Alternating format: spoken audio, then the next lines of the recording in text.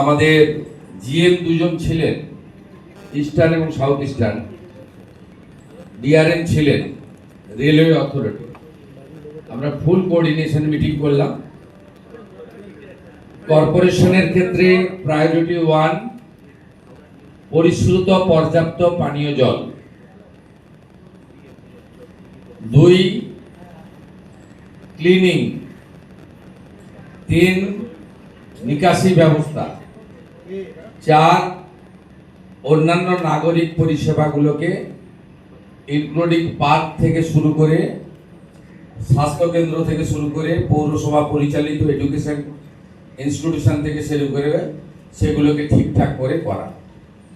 একটা coordination committee হয়েছে, তাকে কোঅর্ডিনেট করবেন ডিস্ট্রিক্ট ম্যাজিস্ট্রেট, আর তাকে মনিটরিং করবেন রাজ্যের মিউনিসিপ্যাল অ্যাফেয়ার্সের সেক্রেটারি বলিলাম। আমরা রেলের পার্টে কি কি কাজ, আমাদের পার্টে কি কি কাজ, এর একটা লিস্ট আমরা করব। জেনারেল ম্যানেজাররা তাদের ইঞ্জিনিয়ারিং সেলকে নিয়ে এসেছিলেন, তাকে যুক্ত করে দিয়েছি। হাওড়া শহরের প্রাথমিক চাহিদাগুলো পূরণ করে লং টার্মে হাওড়াকে আরো বিকশিত নগরী, তারা কর্পোরেশনকে, পুলিশকে, জিএমকে পরামর্শ দেবেন, আর সেই পরামর্শ অনুযায়ী তারা কাজ করবে।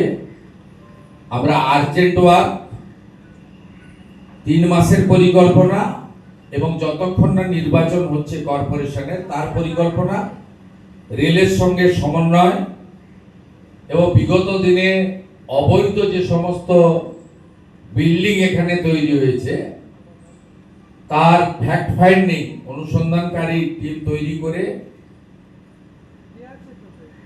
যতগুলো জলাশয় বুঝিয়ে দেওয়া হয়েছে তার বিকল্প জলাশয় তৈরি করার পরিকল্পনা থেকে শুরু করে আমাদের অন্যান্য কিছু বিল্ডার্সরা সেই বিষয়ে আমরা আলোচনা করে তদন্ত করার ব্যবস্থা করেছি।